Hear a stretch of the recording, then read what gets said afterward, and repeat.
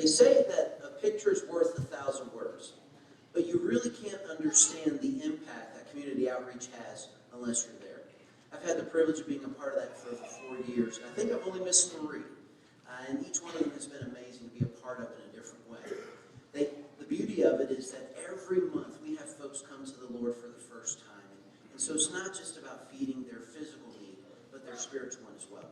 One such person had given their life to the Lord and had been served and blessed in our outreach center so much that they gave us a gift as a church to thank us. And so we've asked Ms. Paulsen to come tonight to share a few words with you about that, because she's here almost every day.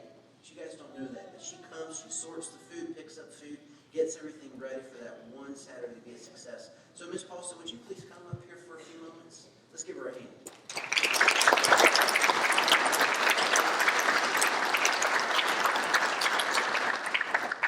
Good evening, everyone. Thank you for coming. When I first started working with the food pantry, one of the things that was difficult for me is I never could see any hungry people.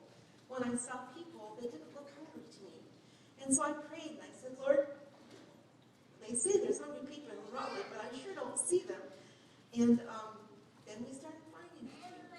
And then we started finding so many. We prayed, Lord, we've got more than we've got food for. And can you supply some more? And he supplied more and more. This evening, but each one of those people have a story. And every one of you that have come to work at community outreach has a story. You can't come and minister without going home with a story to tell. It's delightful in that way.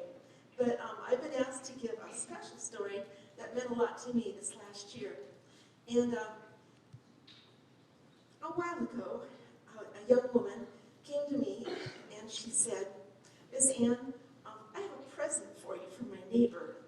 And she handed me this block of wood. Now when I got it, it was slimy green on this side. There was stuff growing on it. And this side was actually wet mud still was on it. It was a wet piece of the old-fashioned kind of treated lumber. And it had been in the dirt or somewhere where things grow for an extended period of time when I received it. And I wasn't just sure what to think of this. And then I saw the carving on the front, and I thought it was a really cute picture. And I said, oh, that's really cute. And she said, no, it's got a story. I said, story? What's that? She said, well, you see, it's a baby with a halo on it, a baby angel, eating a peach. And my neighbor gave this to me and said I had to give it to you because this is what you do at North Haven Church. You feed hungry children. I almost lost it. And then she told me, but you need to know a little bit more about the story.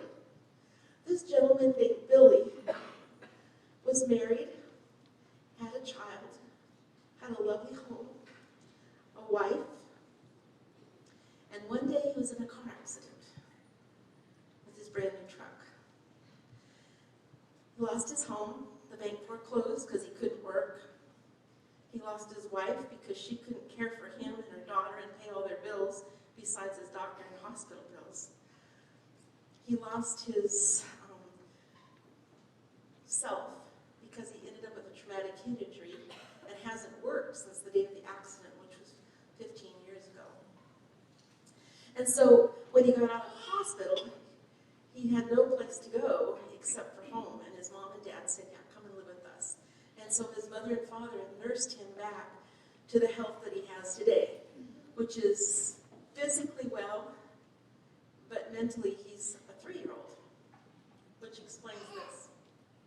But when he was a young boy, one of the things that he loved to do, he loved to wood burn, and someone had given him a wood burning set, and he still has that.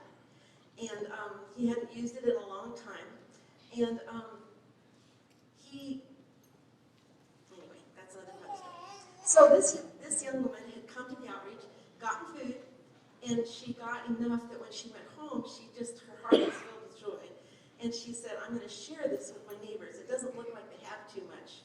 And so she cooked up some of the chicken that she got, and some rice and some vegetables, and I think there were some cookies in there, and she took a plate over for each of these men that lived next door to her. And they ate it, and the next day was when Billy brought this to her and said, you need to give this to your church. he said, we've had white beans, white rice, and white bread since my mom died a year and a half ago.